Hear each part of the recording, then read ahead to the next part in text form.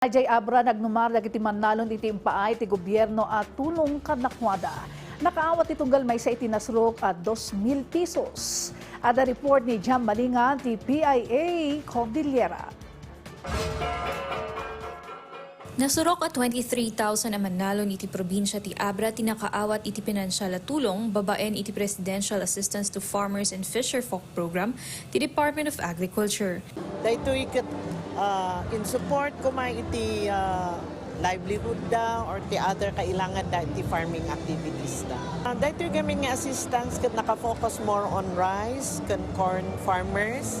Ti other farmers ngahan man nga may kandito ikat adamot ti sumarsarunong maitito kadag ito'y agtaltalon mat HV, day aquatic crops, ti vegetables, and fruits.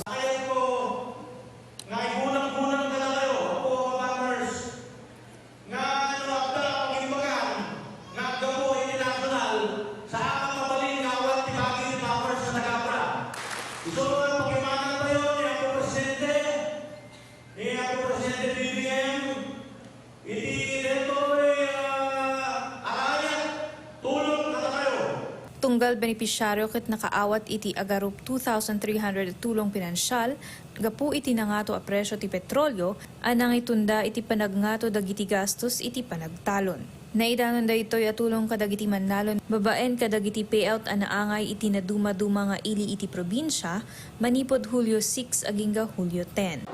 Diamang kami kinapo dagiti amin nga nangted tinang tulong kanyami nga kami nga taga Pilar tinatyo Abra. Nasayat laure dakkalaure ti ayat mi tardamanen may gatang mi ti kasapulan mi ngagtalon. Manipod dito'y Abra, Jam Malingan ti PIA Cordillera para iti Pagilian.